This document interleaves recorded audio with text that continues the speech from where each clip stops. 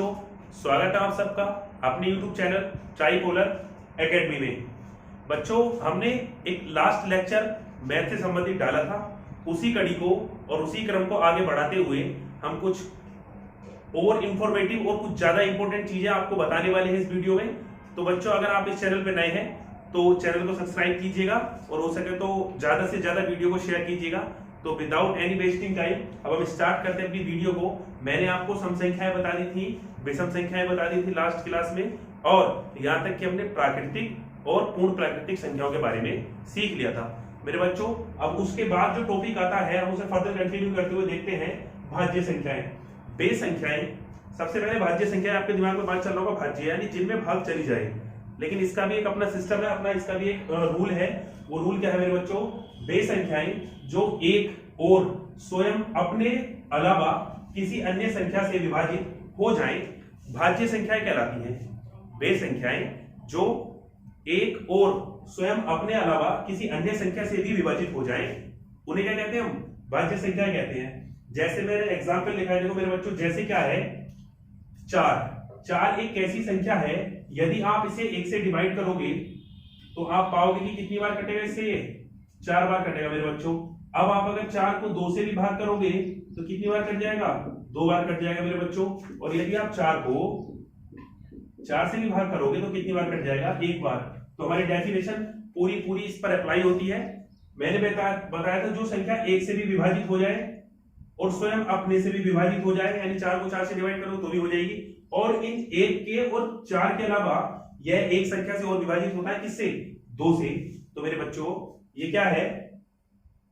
भाज्य संख्या है। वैसे ही 6 है, आप 6 को देखोगे तो आप पाओगे यदि आप 6 को 1 से डिवाइड करोगे तो कितना आ जाएगा? 1। और यदि आप 6 को 2 से डिवाइड करोगे तो कितना आ जाएगा मेरे बच्चों?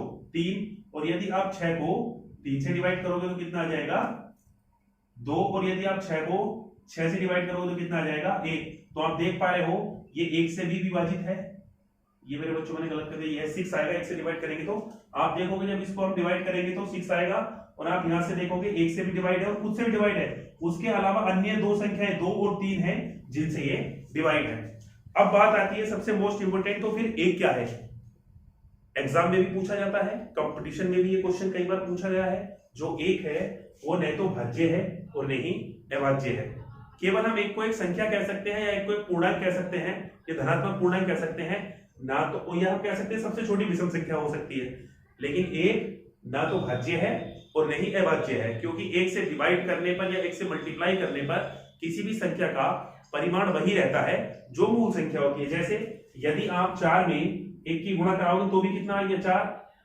यदि आप 4 में 4 को 1 से डिवाइड कराओगे तो भी कितना आ गया? 4। तो मेरे बच्चों, 4 किसी भी संख्या में, या कोई भी संख्या हो 4 के अलावा, 10 हो, 20 हो, 50 हो, यदि आप 1 से मल्टीप्लाई करोगे तो भी कोई फर्क नहीं पड़ेगा, और यदि आप 1 से डिवाइड करोगे तो भी संख्या मूल ही रहती है, जो संख्या वो स्टार्टिंग में होती है, इनिशियल नंबर ही रहता है। तो बात आती है फिर सबसे छोटी भाज्य संख्या क्या होती है? सबसे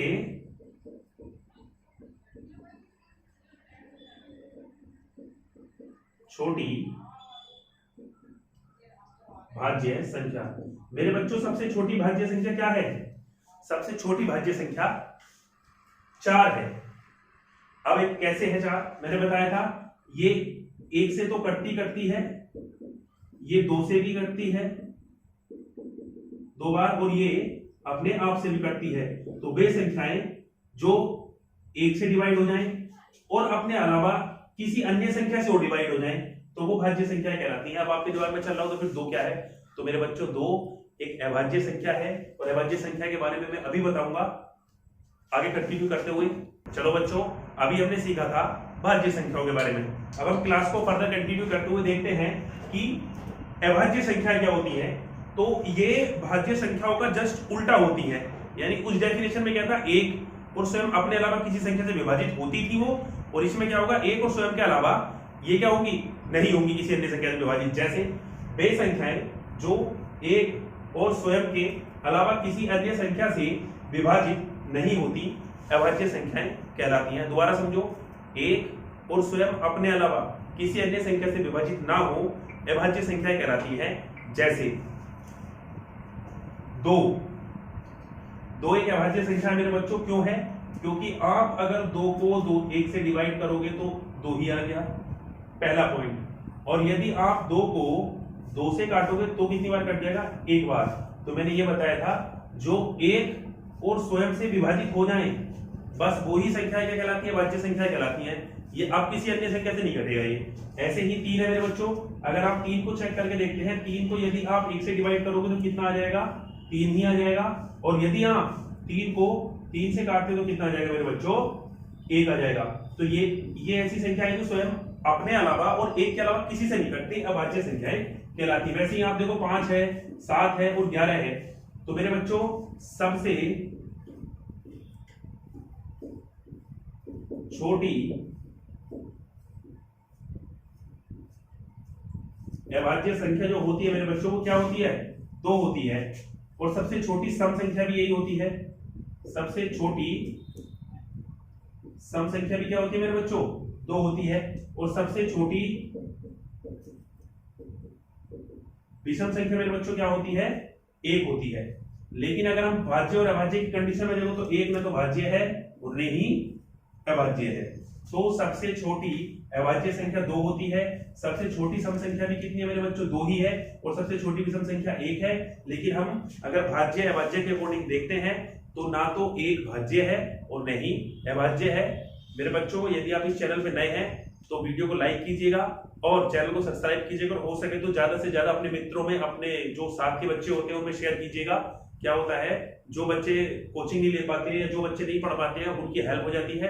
तो थैंक यू, धन्यवाद, जय हिंद।